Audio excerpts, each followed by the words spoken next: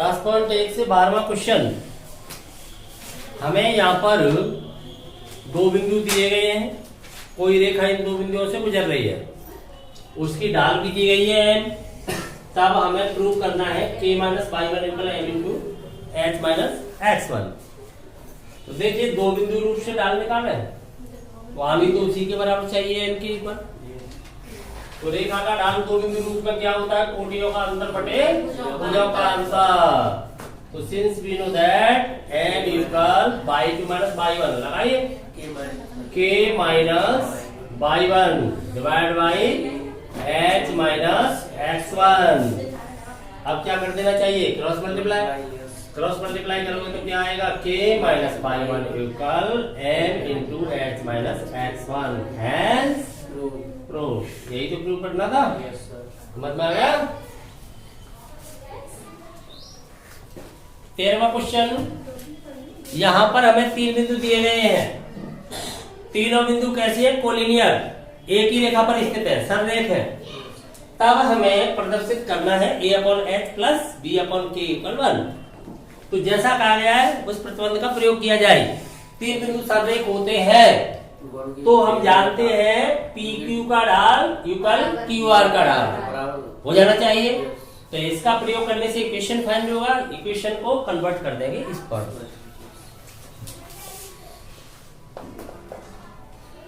क्योंकि PQR collision points, सररेख बिंदु है, एक ही रेखा पर स्थित है, सररेख है, इसलिए क्या बात हो जाना चाहिए, PQ का ढाल इक्वल होना चाहिए QR का ढाल। क्लियर।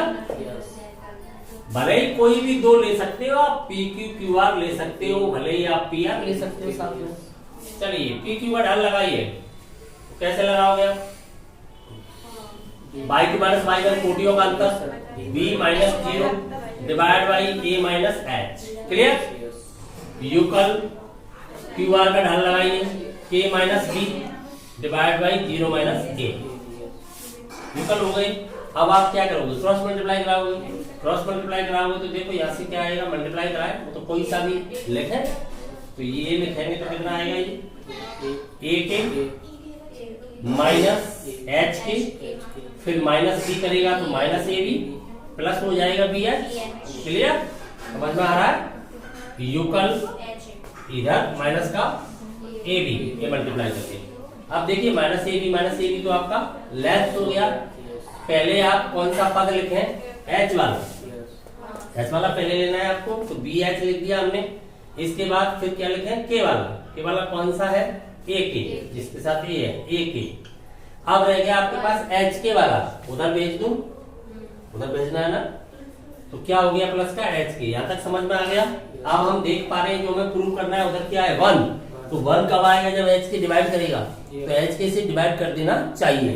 तो प्रत्येक टर्म को करना पड़ेगा, एच के से डिवाइड करूंगा तब यहाँ पर एच कट क्या बचेगा, बी अपॉन के, ये बचेगा आपका बी अपॉन के, प्लस यहाँ पर के कट हो जाएगा तो क्या बचेगा, ए अपॉन एच इक्वल इधर क्या हो जाएगा 1।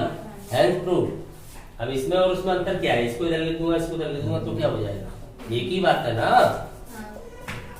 ए upon H plus B upon K equal 1। Clear, यही हमें प्रूव करना है, हेंस प्रूफ।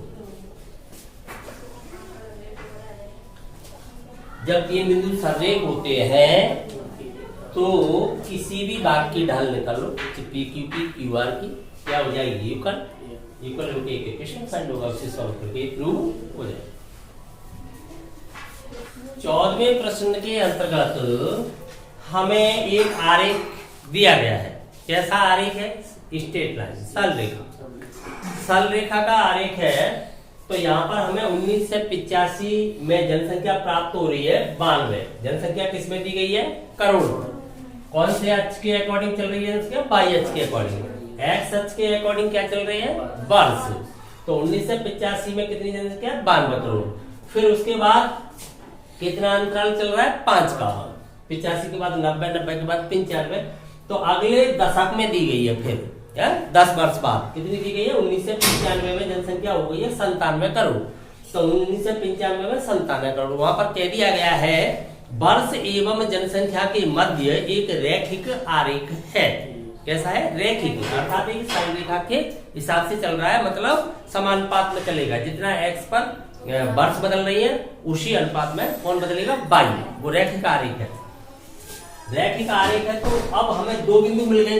दो बिंदु मिल गए तो इस रेखा की हमें क्या फाइंड हो जाएगी? ढाल। दो बिंदु से कोटियों का अंतर बटे भुजों का अंतर, तो ढाल आ गई। इसके बाद हमसे क्वेश्चन किया गया है 2010 में जनसंख्या बताइए कितनी हो जाएगी। तो 2010 कौन सा कोऑर्डिनेट हो गया? एक्स। एक्स अक्ष के अकॉर्डिंग कौन सा कोऑर्डिनेट हो गया? एक्स। तब हमें क्या बताना है? वाई कोऑर्डिनेट किसको व्यक्त कर रहा है? यहाँ पर जनसंख्या को। प्रथम निर्देशांक क्या व्यक्त कर रहा है? वर्ष को। द्वितीय निर्देशांक उस वर्ष में जनसंख्या को। तो एक्स कोऑर्डिनेट तो मिल ही रहा है, हमें केवल कौन सा कोऑर्डिनेट फाइंड करना है? Y coordinate. हमने मान लिया y3। तो जैसे x1 y1, x2 y2, x3 y3 संरेख होंगे ना तीनों, क्योंकि रैखिक आरेख है उनके मध्य। रैखिक आरेख है तो रैखिक का मतलब रेखा वाला आरेख है, तो एक ही रेखा में आते जाएंगे तो संरेख होंगे। तो हम तीसरा बिंदु क्या मान लेंगे? माना कि निर्देशांक 2010 y3 है, क्योंकि x की वैल्यू तो हमें पहले से ही मिल रही है। निर्देशांकों का रूप होता है xy प्रकार का, x की वैल्यू पहले से मिल रही है। क्लियर? तो फाइंड हो जाएगा। तो सबसे पहले क्या फाइंड करें? ग्रेडियंट, प्रवणता। तो ए बी का ढाल फाइंड करें। क्या आएगा ए बी का ढाल? बताइए। कोटियों का अंतर बटे भुजों का अंतर 97 माइनस 92 डिवाइड बाई 1900 कितने में है? 95 माइनस 1985। सॉल्व करें, कितना बचता है? 5।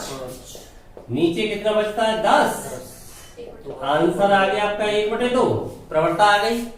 अब इस प्रवणता के प्रयोग से ही हमें 2010 में जनसंख्या प्राप्त करनी है। तो यहाँ पर हम लिखेंगे माना 2010 वर्ष 2010 में जनसंख्या हमने क्या मान रखी है? y3। क्यों मान रखी है? हमें ध्यान रहेगा x1 y1, x2 y2, x3 y3। तो हमने y3 मान लिया, y3 है। तब तीनों बिंदु क्या हो जाएंगे? संरेख। तब ये बात हो जानी चाहिए तो जो AB का ढाल है वो किसके ढाल के बराबर हो जाना चाहिए? BC की ढाल के बराबर। तो तब हम लिखेंगे BC का ढाल युगल किसका ढाल? AB का ढाल। समझ में आ रही है बात? थोड़ा सा कॉमन सेंस का प्रयोग करोगे तो स्टेप बचा पाओगे।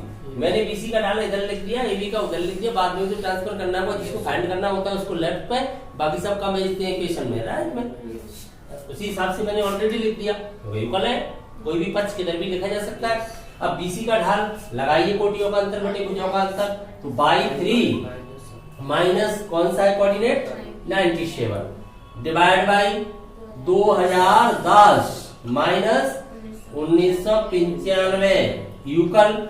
अब ये लगाने की जरूरत क्या है? इसका प्रयोग करो सीधा, आपने फाइंड किया है पहले। एक ही क्वेश्चन के अंतर्गत कोई चीज दोबारा वापस होती है तो उसका सीधा प्रयोग करना चाहिए। इसका सीधा प्रयोग कर दिया। अब आगे इसे सॉल्व करना है, y3 की वैल्यू फाइंड करनी है। तो क्रॉस मल्टीप्लाई कराओगे, यहाँ मल्टीप्लाई कराओगे तो क्या आएगा? 2y3 आएगा कि नहीं आएगा? अब यहाँ देखो 2010 और ये है 1995, कितना बचेगा? कितने का अंतर हो गया? 15 का अंतर हो गया। 15 का अंतर हो गया। ये यहाँ से मल्टीप्लाई करेगा 2y3 माइनस 2 का मल्टीप्लाई यहाँ पर भी होगा, कितना हो जाएगा? 4। ये कितना हो जाएगा? 18 और 1 19, 1 से 94 युगल। इधर कितना बचेगा आपके पास? 15। ठीक है। अब y3 की वैल्यू आपको फाइंड करनी है तो उधर क्या करोगे? ट्रांसफर करोगे। ट्रांसफर करोगे तो ऐड करोगे, तो कितना हो गया ऐड? देखो 9 15 ऐड हो रहे हैं तो 15 जोड़ दोगे तो 9 और ये कितना हो गया? 1 0 5 4 9 0 हो गया। और ये कितना हो जाएगा? 1 1 2 डिवाइड बाई 2। इसका आधा करो तो कितना हो गया? 104.5 4.5 हो गया ना। तो ये जनसंख्या जो चल रही है वो किसमें आंकड़े हैं? करोड़ में। तो इतने करोड़ क्या होगा? 1 से 4.5 करोड़। अतः हम लिख सकते हैं 2010 में जो जनसंख्या है वो 1 से 4.5 करोड़ हो जाएगी यदि इसी दर से बढ़ती गई तो, क्योंकि रैखिक आरेख है। तो हम लिख सकते हैं अतः वर्ष 2010 में जनसंख्या 1 से 4.5 करोड़ होगी। क्लियर? समझ में आ गया? ये लास्ट क्वेश्चन है। चलो ठीक है, अगली क्लास का डेरिवेशन स्टार्ट करेंगे।